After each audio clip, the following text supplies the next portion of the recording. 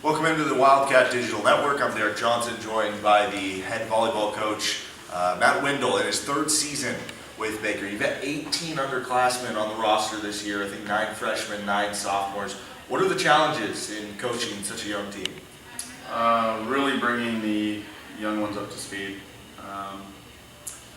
The freshmen trying to catch up with the speed of the game, trying to understand, the language that we use, the expectations we have. So the sophomores have it pretty well locked in. So they're good about kind of getting that group up to speed.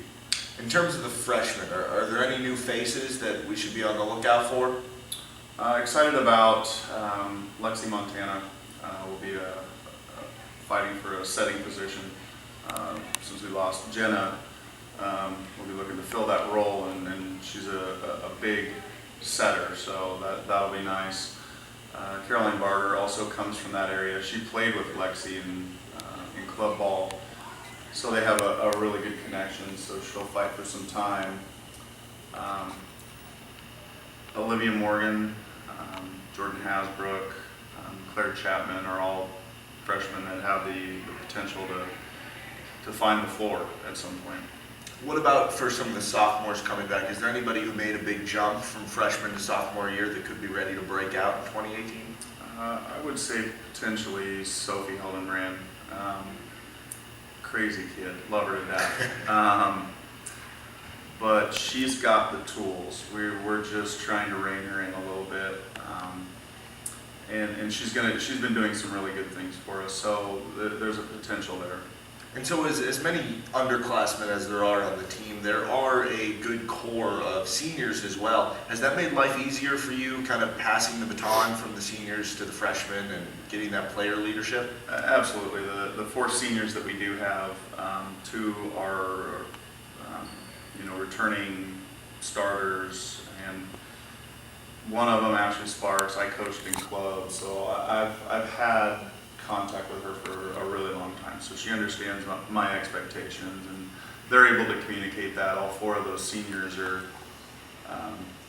good people too. Allie Clark she's just a good human being, and she brings a lot of life and energy, so yeah. And you brought up Ashley Sparks. She's obviously one of the pillar seniors coming back. She earned all conference awards last season. What are your expectations for her in her senior year? Well, she was an all-conference player. She did get honorable mention All-American as well. So, we're gonna lean heavily on her arm a little bit. I think if she continues the trend that she's on, she's getting better. She could potentially be a first-team, second-team All-American. Part of that depends on the rest of the squad. So, we'll lean pretty heavily on her. We don't want to burn her out, but she'll play a huge role. And what about Olivia Breeze, another senior for this team, another all-conference player coming out of the middle, obviously going to bring a presence to you guys at the net defensively as well. What are your expectations for her? Pretty much similar to Ashley. I think they're both potentially first or second team All-Americans. They play at a high level. Olivia, obviously, on the softball field, excels above and beyond.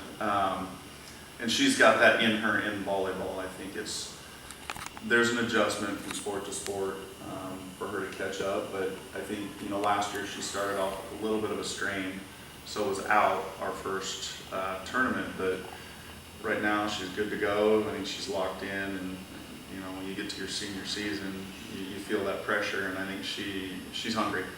You mentioned a potential replacement at the setter position for Jenna Sackman as part of the 6-2. Is that in the plans again to utilize the 6-2? And if so, what are the advantages and disadvantages of using that system? That's what we're trying to figure out.